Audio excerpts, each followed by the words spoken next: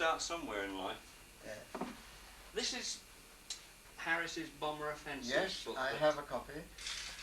I got it signed by Harris. Yes. When he came to Cheltenham and they put the plaque on the wall. Oh yes. It was his birthplace. Yeah. And I thought you'd perhaps be interested to see it because very much so. In the cover.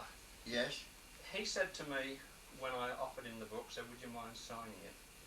His reaction was, "I've got my Air Force RFA tie on," and he looked at me and saw that I was obviously an ex-member of the force. Yeah. And said, "What rank were you to sign the book, you see?" Yeah. I really was hoping he wasn't going to ask me that, because it had to be for LAC state, you see. Yeah. Anyway, that's all right. No, that's wonderful. Now, well, I've got this copy. I've also got his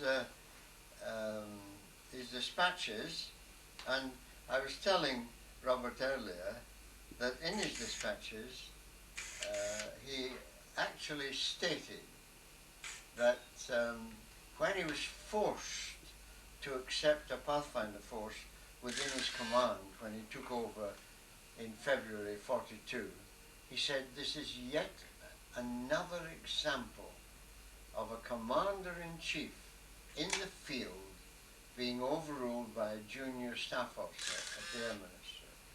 Now, I saw very little of Harris. In fact, I saw nothing of Harris during the whole war, or the Pathfinder part of it, save that he called me after my survival at Cologne and the squirt of 174 cannon shells, and he spoke to me and spoke to my crew, and what Harris said to me on that occasion I've shared only with one other person, and that you'll forgive me, but I have no intention of telling you what Harris said to me, save that after the war I got on enormously well and saw a great deal of it, right up to the time he died. And he attended our bomber command reunions, and he always spoke for 40 minutes at least, and before you go this afternoon, I'll give you a printout. When I was going to Australia and New Zealand, some years before he died, I wrote to him and said, "I wonder, would you just give me a couple of sentences to introduce you when I'm doing some of my after-dinner speaking, or I'm doing my lectures?" He said, "Why, certainly, Hamish." He did me 2 foolscap pages, not 2 sentences, of absolute blistering Harris, vintage Harris, and I'll show you, I'll give you a copy of these things, and he signed them.